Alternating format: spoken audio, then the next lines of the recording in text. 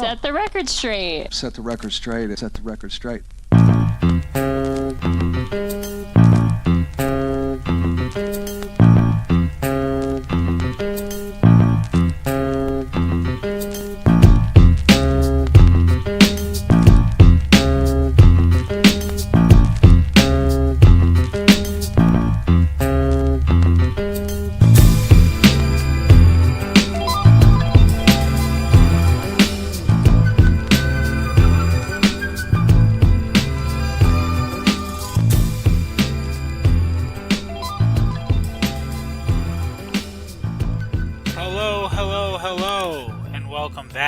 To a new episode of Set the Record Straight with your host, 1/3 of the nerds, Joe from the B.S.N. Nerds. This is my vinyl record review podcast that I am doing bi-weekly to replace the fantasy field goal while it's in the off season. Today on Set the Record Straight, we will be reviewing Bruno Mars' Grammy-winning album for Album of the Year, 24 Karat Magic. Not to give you a view of, or a preview of what the final score will be, but it is probably a top 5 favorite album of mine all time. It is amazing, front to back. It is a short album, which actually lends itself pretty well to it being a record because it is simply one vinyl. It's not multi-record. It's not like 2 records or 3 records in the like. It's not like 3 vinyls or whatever. It's just one double-sided vinyl. It's got the whole album on it. It's a fucking amazing album. So we'll be getting into that today. I just completely missed the sleeve when I tried to put this back in. That's not good. I'll break down what it looks like. It's got Bruno in his what look like almost like silk pajamas, but like short sleeve and shorts. I'm sure they're Versace. He's just looking super fresh on the cover. It's a white gatefold. A gatefold means it opens like a book. Kanye was the last podcast. If you haven't listened to that, go back and listen to it. Unlike Kanye's College Dropout, which was just a simple like record sleeve, it didn't open or anything. Bruno's is a gatefold, which means it opens like a book. Inside it says "Thank you for buying the album" in like a cool gold font, and it says "You're welcome." And Bruno's still looking fly. A couple more times in there. It's kind of pretty basic packaging. It did come with a really basic insert that has songwriting and production credits on it, and a digital like code to download the album digitally if you want it there too. I did that already. I have the album digitally. I have the record now. I didn't realize it came out in 2016. Technically, I feel like that's so long ago compared to how long I've been hearing songs off this album. But I mean, there's so many hit songs on this album. So many that like parts of like he's still releasing singles that are just tearing up the radio. And he hasn't even released like my favorite song on the album hasn't been released as a single yet. So I mean, there's a lot. 1, 2, 3, 4, 5, 6, 7, 8, 9. 9 songs. That's the whole album. I mean, it looks shorter to me. Like there's a song missing off this compared to the digital version of the album. But I think that's the whole thing. I think it's only 9 songs. 9 or 10 songs, I thought. This looks like the whole thing. Too good to say goodbye. Finesse, calling on my lovely, straight up and down. Yeah. I thought it was longer than 9. 1, 2, 3. No, 9 songs.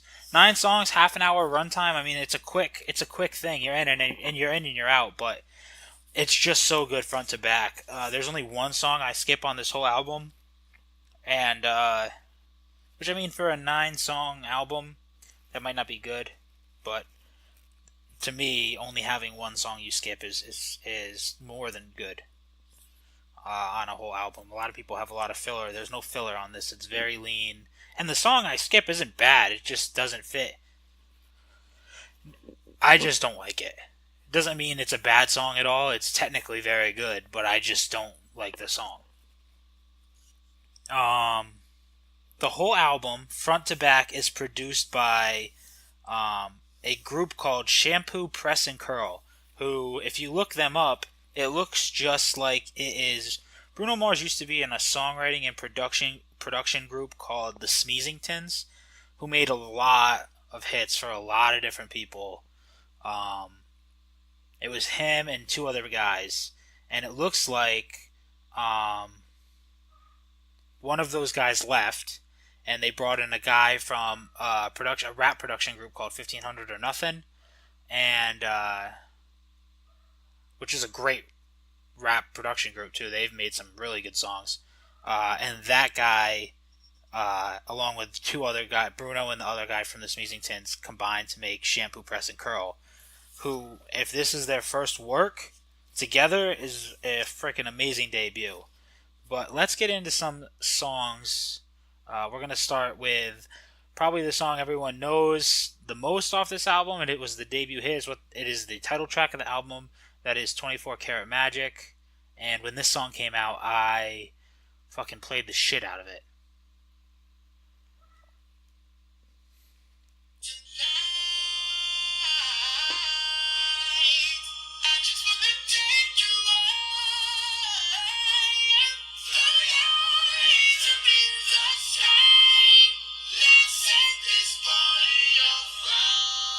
So it starts slow, but not really slow. He's got the vocoder on.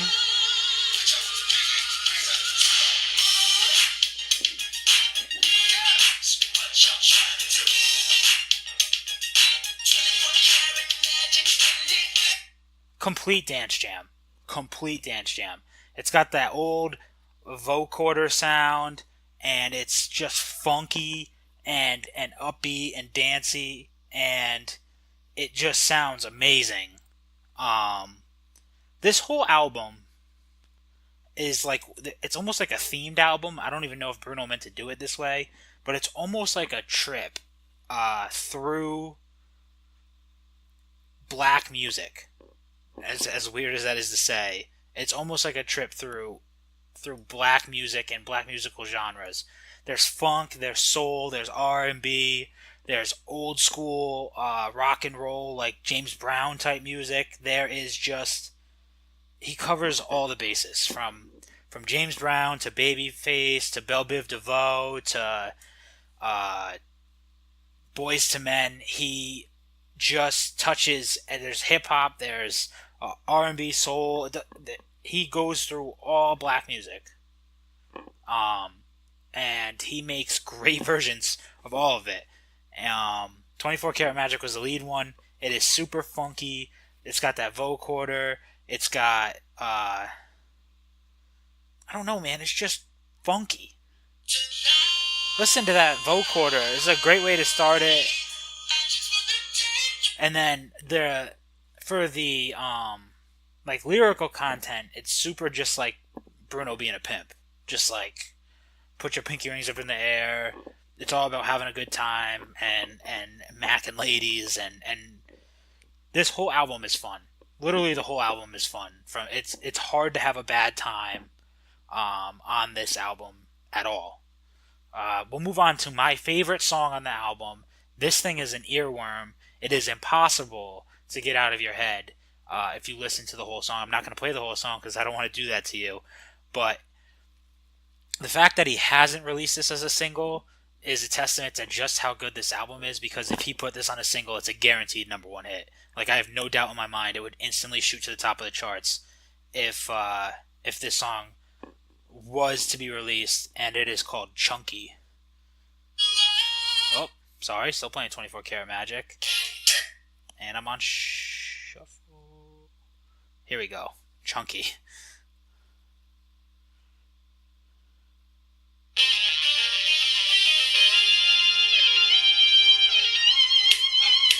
She got a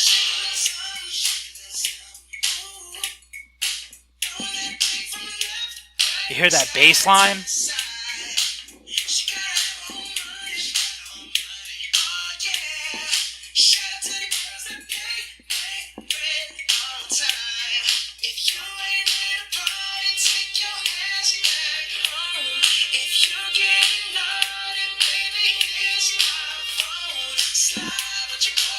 Alright, it's building to the chorus. I don't want to do that to you. It is my favorite song. It was probably my favorite song of the last 2 years. Like, this song comes on, it's an instant mood shifter. It is so catchy. The percussion is amazing in it. That bass line is unbelievable. It's just so smooth and dance ready and amazing. Like, I can't get enough Chunky. It's about, like, I'm kind of lost on what it's about. It's either about a chunky girl or like chunky jewelry, a girl with chunky jewelry on. Because the chorus is chunky, looking for that girl with the big old hoops that drops it down in Daisy Dukes. So I don't know what it's about. The first verse he's talking about like kind of like an independent woman. He never really talks about the girl being like plus size. So, but the song is called Chunky. I mean, it's got to be either a chunky woman or like chunky jewelry on a woman, which was kind of like a big thing in like the late 90s, early in like the 90s, which is like kind of like the centerpiece aesthetic for this whole album. So I lean towards chunky jewelry and not chunky women that the song is about, but it's an amazing song front to back. And Bruno absolutely kills on this song, and I cannot believe it is not a single. If you have only heard the singles on this album, 24 Karat Magic, That's What I Like, and Finesse are the 3 singles that he's released off this album. If you've only heard those, and you only want one other song that if let's say, like some weird scenario, you can only listen to one more Bruno Mars song off this album, it has to be Chunky. It is my favorite song.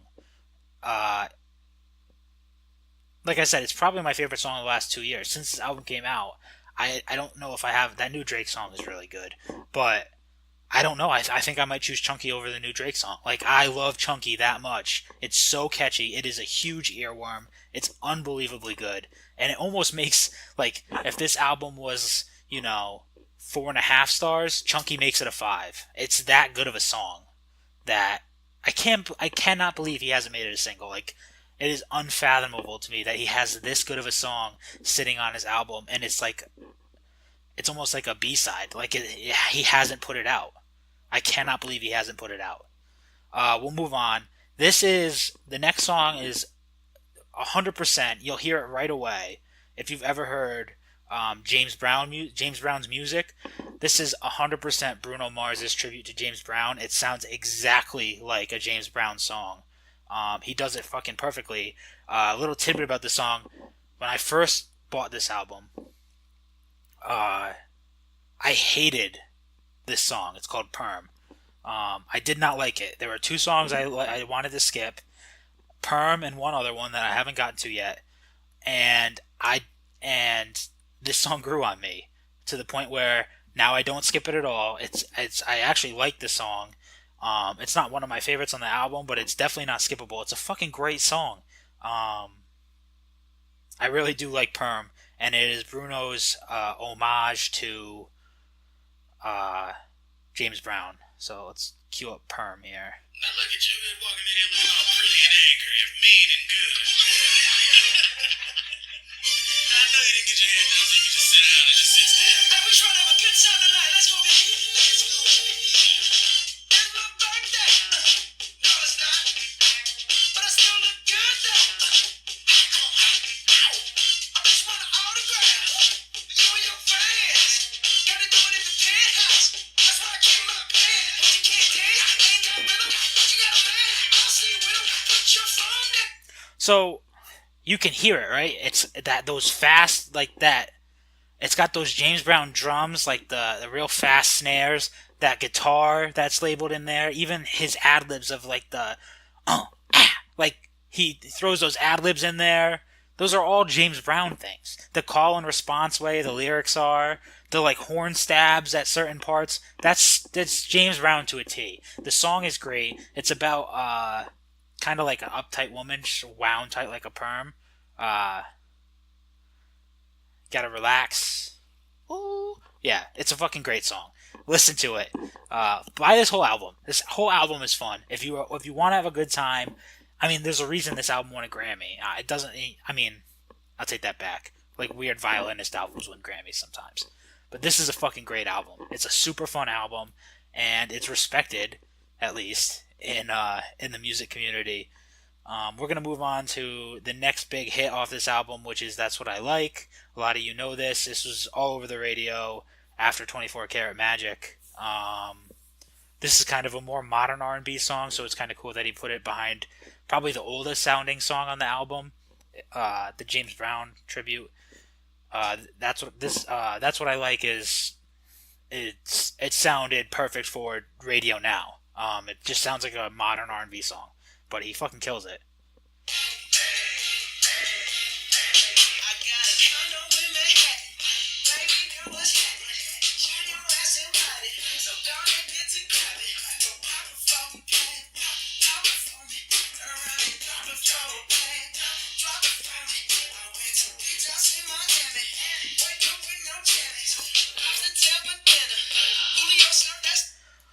So you can hear it with the drums, kind of like 808s and like that run-in hi-hat in different spots. Like it doesn't sound like trap or anything, but it's definitely a more modern sounding R&B song. It's also the words are just kind of the chorus we didn't get to is it gets super melodic and kind of the drums disappear.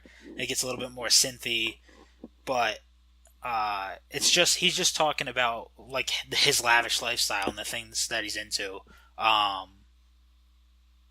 and how he wants to show it to this girl. Obviously, it was a hit. I mean, it was a fucking hit song. You've probably heard it a million times. You probably like the song, so I'm not going to spend a lot of time on That's What I Like. The next song on the album is Versace on the Floor. This is the first kind of like slow song that's on the album. He kind of like takes a break from hitting you with hit after hit after hit. The thing is, the slow song he made is a fucking hit. If you ever seen him perform this song live, he builds up to this drop that's so like synthy and like almost like 80s R&B. It's slow. It's amazing. It's an amazing slow song. The song is about convincing a girl to take her Versace dress off. I'll play some Versace on the Floor. There's not a lot of slow points on this album, so the fact that he threw the first slow point you hear is so good. It it could be a hit. He likes to perform this song live. He performed it at award shows and stuff. This could be legit like slow song hit, but he just hasn't put it out like that.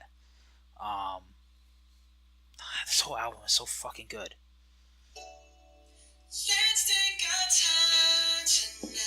I might fast forward this because I want to get to the part where it drops. There's like he like builds up like just like this. So this like slow like electric piano synth while he sings. I don't have to play it that long to get to the part, but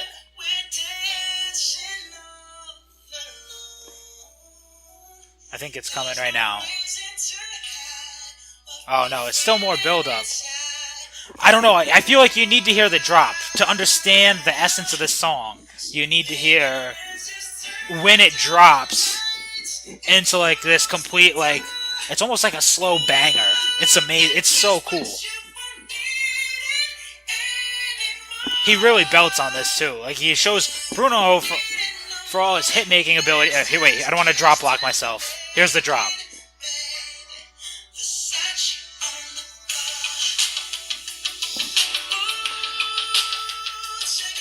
Those drums come in, and that synth starts coming. It's such a good song. Now that I played you like fucking half of it, but Bruno really shows off his singing chops. The dude is so talented. He's a multi-instrumentalist. He's a producer, songwriter, and he can actually fucking sing. He's a good dancer, and it's nice that he has these songs like Versace on the Floor where he can really flex his ability to sing because you don't always get it on like some of the other hits on the album, but he does really fucking, show off those singing chops on Versace on the Floor. And that fucking drop, man. For a slow song, it's a hell of a drop. It really is. Next on the list is Straight Up and Down. Straight Up and Down and the next song, Calling All My Lovelies, they're like filler songs on this album. The thing is, they would be hits. They would be hits on any other person's album. I swear on my life. Maybe not Calling All My Lovelies. Calling All My Lovelies is a good song. The chorus is really good. It's like masterfully written and catchy. But Straight Up and Down would definitely be a hit on any other person's album. And on Bruno Mars' album, it might never see the light of day on the radio. Most likely not, because I can't imagine that Chunky's not the next big hit if he even releases another hit. I mean, to have 3 hit singles off a 9-song album is already kind of fucking ridiculous. So the fact that he could release Chunky, he could release Straight Up and Down, he could release Versace on the Floor, and they would probably all be hits, is unreal. The ones that I don't think would be hits, Calling All My Lovelies and Perm, still fucking really good songs. They just don't have that hit appeal that you would see on most songs. I mean, they could be surprise hits, but I just don't think they have that mainstream appeal that those other songs do. Let's play some Straight Up and Down. This kind of has almost like a doo-woppy, not really even doo-wop. It's like early 90s R&B.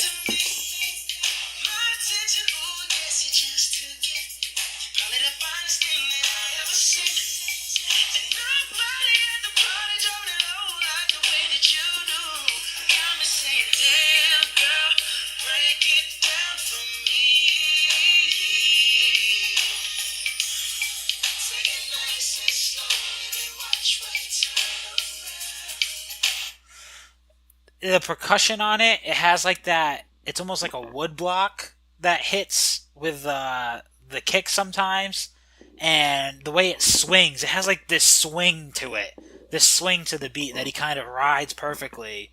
It's just, I cannot gush enough about how good this album is front to back, and like Straight Up and Down is like, I hate to even call it like subpar compared to the rest of the album, because it's such a good song. It's such a good song. But literally, compared to the rest of the album, like the back half kind of slows down a little bit. But they're just so good. It doesn't even slow down. It's the thing. Like, I don't like Straight Up and Down as much as some of these other songs, but it's still an amazing song.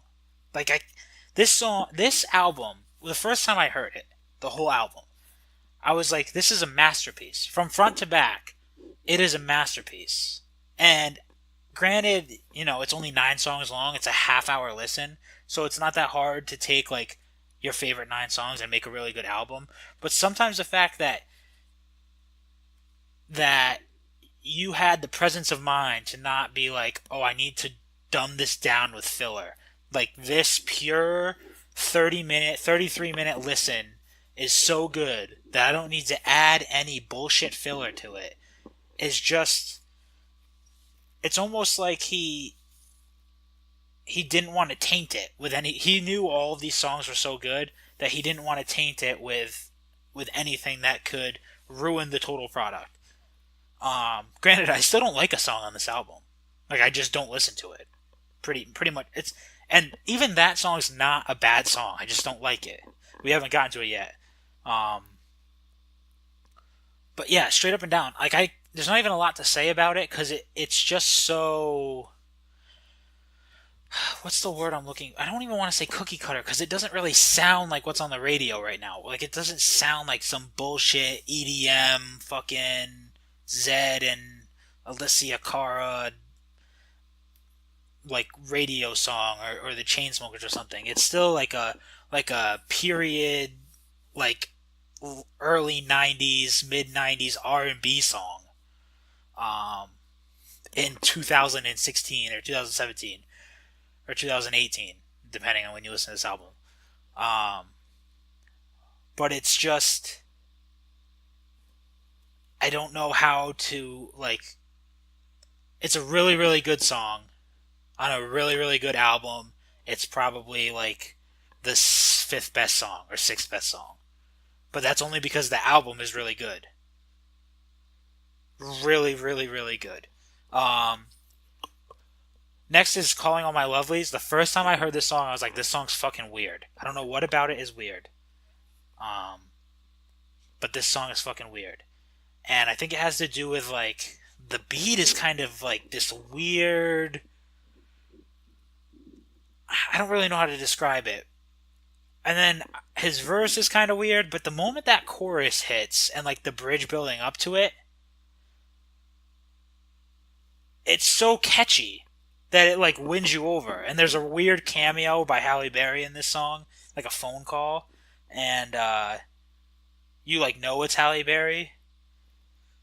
It says thanks to Halle Berry right here. I'm actually looking at the production credits. Like, he says it's Halle Berry, and it could have not been Halle Berry, but it actually is Halle Berry. Let's play a little Calling All My Lovelies. Maybe. I don't know what kind of instrument that is. I guess it's like a synth.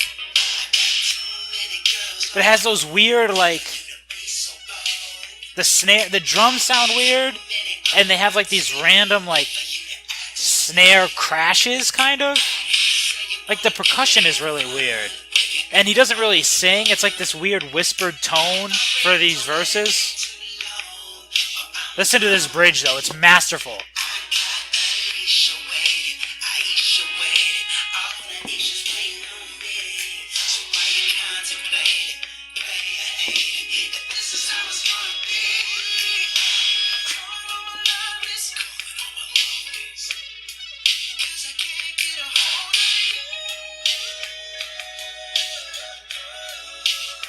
The bridge makes the whole song. The I got Alicia waiting. It's so smooth and well delivered, and it builds up to this big chorus. I don't know if I love the. He does, like, I'm calling all my lovelies, and he has, like, a low voice. I'm calling all my lovelies. And I don't know how I feel about it. But as a whole, the song grew on me. This kind of was like Perm at the beginning, where it was like, I don't know how I feel about that song. And it just grew on me and grew on me and grew on me, mainly because of that bridge. That bridge is killer. But do you understand what I'm trying to say about the beat? Like, the beat is, it's a good beat, but those drums sound so weird and, like, off kilter, and these random things happen in it, and it has a pattern, but the pattern is so kind of, like, distorted that, like, sometimes it feels off pattern, but it's never off pattern. It's a weird beat, but he rides it good, and the bridge really brings that whole song together. Like, you will find yourself singing that bridge leading into that chorus if you listen to this album, if you listen to this song, like, throughout the day. It's super catchy. The I got Alicia waiting, Aisha waiting, all the Aisha's waiting on me. Next is his new hit that's been out for a while. The remix has Cardi B on it. This is like Bruno Mars' take on Belle Biv DeVoe's Poison, or like Boys to Men, Motown Philly. It's that kind of song. It's that R&B made in 2016 to a T. Like, it's just his take on it. And the first time I heard this, I was like, this is my favorite song on the album. After multiple listens, Chunky is my favorite song on the album. But this was so instantly, like, taking me back to when I was a kid, listening to, like, Motown Philly and Poison and stuff like that growing up, that I was just like, this is fucking amazing that he made a song that sounds like that now. And the fact that it's a hit is kind of a testament to, like, you know, retro being a thing. But finesse. Listen to those drums. That drum pattern is so 90s, mid to late 90s.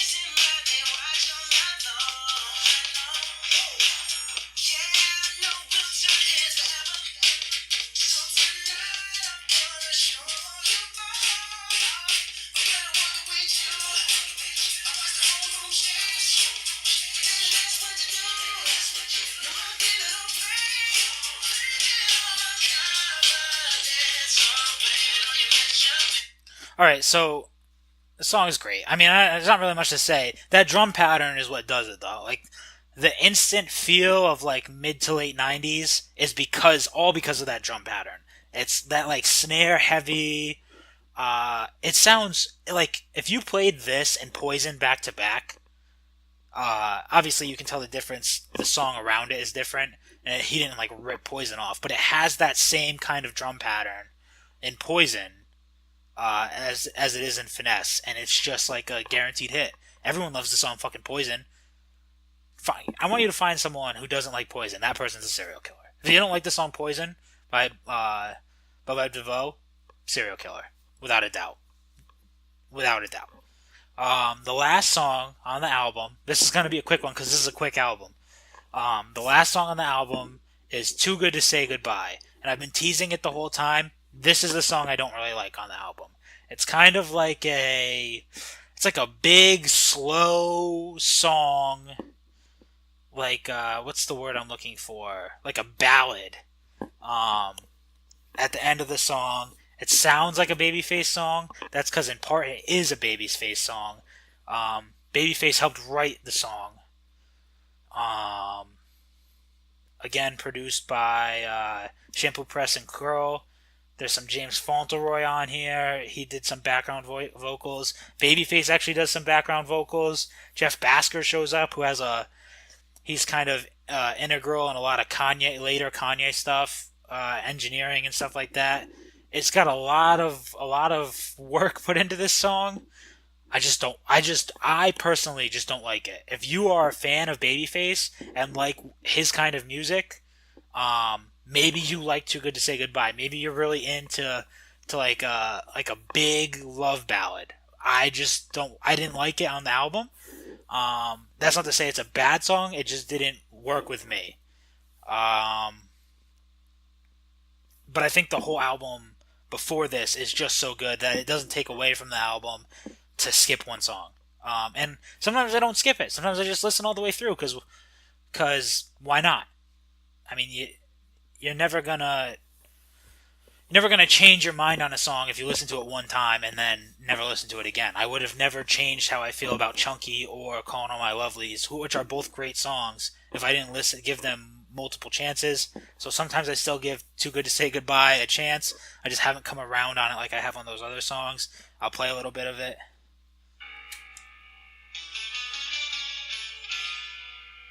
It just seems so overdone, kind of. Like it's just like big. It's weird. It's a good song. And if you want to talk about flex and vocal chops, he really sings on this. It's just the album. I'm not gonna talk over it.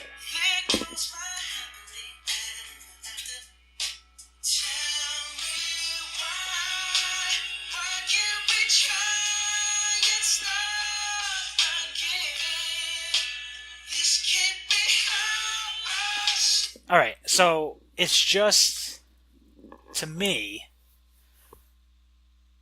the album is so fun, front to back, that I hated that it ended on this, like, sappy love, like, slow, sappy love song.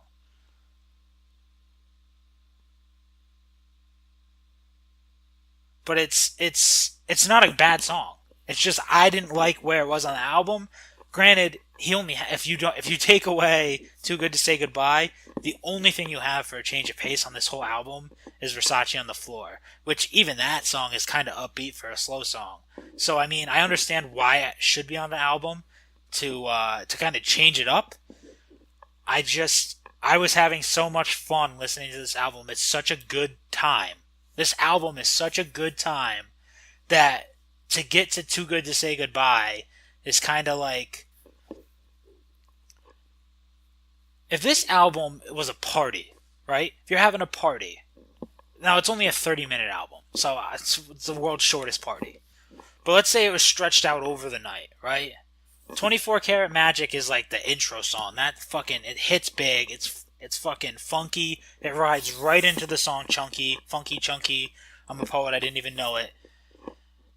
Two, have a good time, get everyone dancing. Perm is you hitting on the girl at the party that you like, and like, trying to get with her. That's what I like. Is maybe perm, she's not giving you the time of day at first. You finally strike up a conversation. That's what I like. Is you explaining to her everything you're into. Now she's actually listening to you. You catch her ear. Versace on the floor, closing the deal. And then you almost start the party right back up, straight up and down. It's just like a upbeat R&B jam.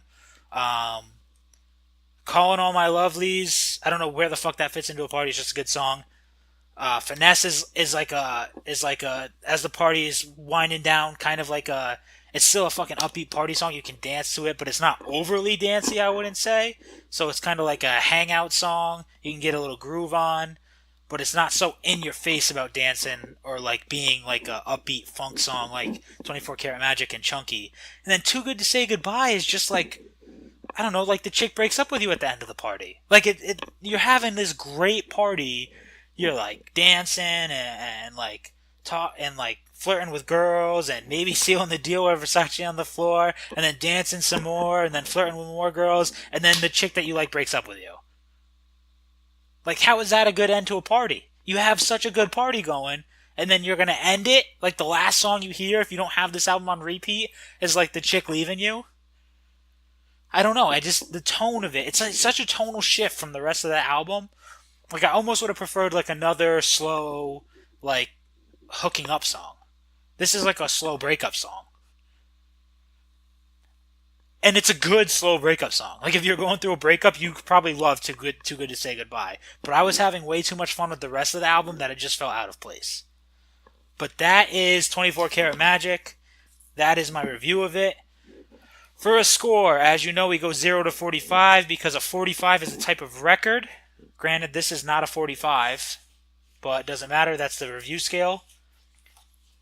And to me, this album, front to back, is damn near perfect. It is such a good time, front to back, with the exception of Too Good to Say Goodbye. And the fact that it closes on such a sour note cannot detract too much away from this album. I refuse to let it. Because if 90% of this album is a good time, and he has to have that one song in there that you depressing fucks can relate to, so he puts it in there at the very end. Granted, I don't like it as an ending song. I don't really like it on this album. It could go on another Bruno album. But I can't let that take away too much.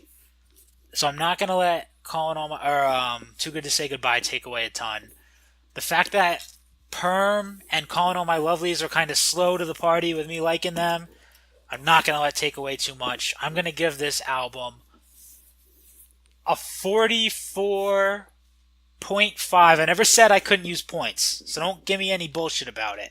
I'm giving this a 44.5 out of 45. I like this album that much. I would recommend it to anyone.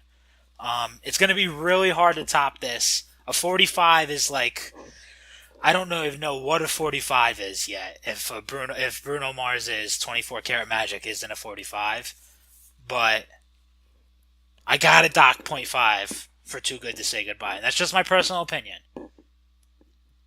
If you're a depressing fuck, maybe you like Too Good to Say Goodbye. If your girlfriend just left you, you just went through a breakup, maybe you like Too Good to Say Goodbye. I'm going to dock it at 0.5, which I don't feel is out of 45 points, whole points and half points, to only lose half a point.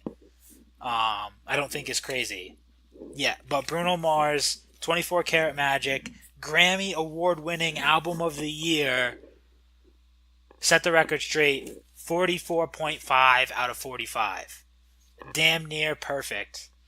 And just super fun all the way through. Thanks for listening, guys. We got a full review of Justin Timberlake's Man of the Woods next. In a couple weeks, that'll be out. So stay tuned. And adios, amigos.